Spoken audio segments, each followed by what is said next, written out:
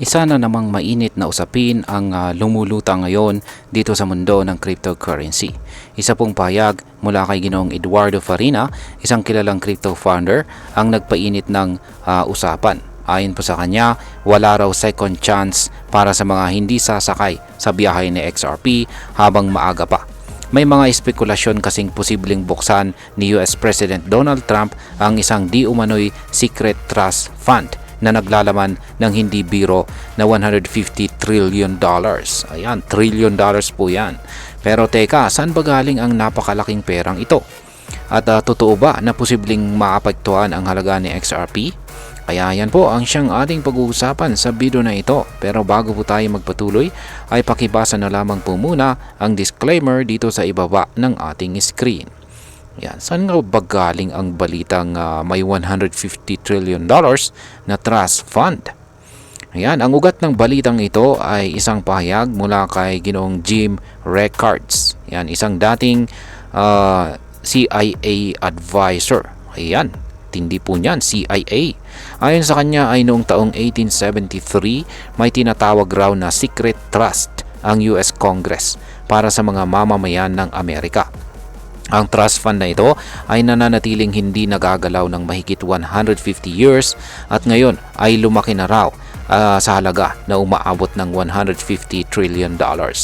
Sabi pa ni Rickards, kung hahatiin daw ang trust fund na ito sa bawat pamilyang Amerikano, lahat sila ay posibleng maging milyonaryo.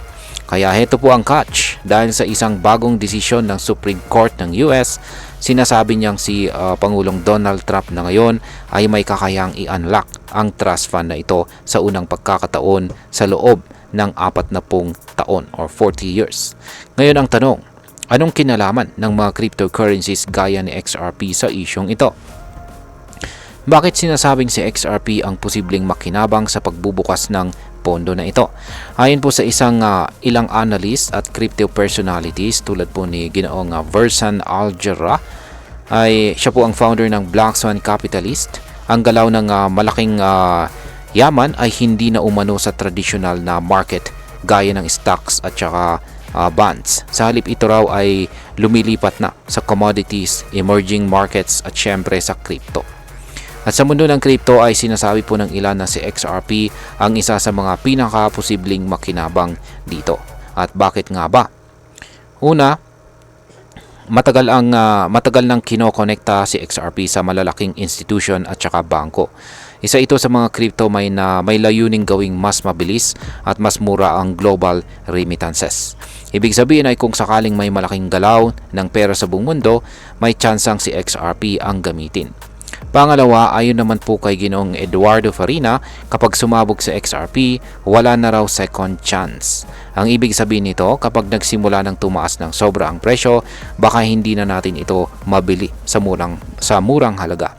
Sabi nga niya ay kung hindi ka raw nakasakay sa rocket ship na XRP, habang mura pa, baka maiwan ka na. Ngayon is, yung tanong natin dito is, may katotohanan ba talaga? May katotohanan ba talaga ito or puro hype lang? Yan, dito naman po pumapasok ang mga kritiko. Ayon naman po kay Ginoong Lawrence Lepard, isang kilalang ekonomista, wala raw pong basihan ang mga sinasabi ni na Ginoong Rickards at saka Ginoong Farina. Tinawag niya itong kalokohan at sinabing ang mga nagsusulong ng narrative na ito ay scamsters lang na nagbebenta ng subscriptions at saka hype. Para sa nila ay hindi raw realistic na may $150 trillion na biglang lalabas at hindi raw garantisado na si XRP ang magiging sentro ng galaw kung sakaling may maganap man. Pero kung titingnan natin ang kabuuan ng kwento, totoong may mga hidden trust o hindi. Ayan, totoo man na may hidden trust or wala, isang bagay ang malinaw. Patuloy po ang interes ng mga tao sa mga crypto na may real world use cases. At si XRP, kahit maraming kaso at kontrobersiya, ay nananatiling isa sa mga pinakaginagamit sa mga international payment protocols. Ngayon ay posible ba talagang umangat itong si XRP? Ayan. Kasagutan naman po dyan ay oo naman. Posible. Pero Gaya ng lahat ng crypto investments, may kaakibat po itong mataas na risk. Ang narrative ng no second chance ay nagbibigay po ng sense of urgency, pero hindi ito dapat maging dahilan para pumasok kaagad ng walang research. Kailangan pag-aralan muna natin ang galaw ng market, ang tunay po na gamit ni XRP at kung ano po ang mga legal at saka economic factors na pwedeng makaapekto sa value nito.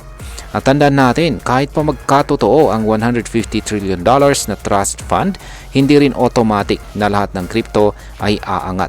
Dapat nating malaman kung alin sa mga ito ang may matibay na foundation at may gamit sa totoong mundo. Ngayon ay pag-usapan na po natin ang maaring maging epekto nito para sa atin bilang mga Pinoy crypto traders at investors, particular po sa mga may interest kay XRP. Yan, bilang mga Pinoy, may malaking epekto ito sa ating pagdidesisyon sa ating investments. Una, dahil karamihan po sa atin ay naghahanap ng low entry, high potential crypto, pwedeng maging tempting ang hype sa paligid ni XRP. Kung totoo ang balitang ito, pwedeng tumaas po ang demand at presyo ni XRP ng biglaan. Pero kung hindi ito totoo, posibleng maraming investors ang malugi. Kaya importante na huwag tayong maging emosyonal sa ating pag-invest. Dapat po tayong maging maingat, lalo na kung galing lang ang balita sa mga espekulasyon at wala pang konkretong ebidensya. Bilang panghuli, ang masasabi ko naman tungkol dito ay para sa akin, ang kwento ng $150 trillion na trust fund ay parang isang urban legend na nilagyan ng konting legitimacy dahil may pangalan ng mga kilalang tao. Pero hindi ibig sabihin nito na dapat natin itong baliwalain. Dito po sa mundo ng crypto, ang mga ganitong kwento ay may kakayahang magpaikot ng market. Umaangat ang presyo, bumababa ang presyo at maraming natatangay. Kaya imbis na tumalon agad sa hype, ang pinakamagandang gawin ay pag-aralan muna ang fundamentals ni XRP. May real use case ba siya? May adoption ba siya sa mga financial institutions? At higit sa lahat, may sapat ba siyang transparency at legal clarity? Kung ang sagot sa mga ito ay oo, posibleng may future sa XRP kahit wala ang trust fund na yan. Pero kung hype lang talaga ang nagtutulak sa kanyang presyo, baka hindi ito sustainable. At ayan, hanggang dito na lamang po tayo sa video na ito mga ka-crypto. Marami pong salamat sa panonood. Ingat po tayo lagi at God bless po sa ating lahat.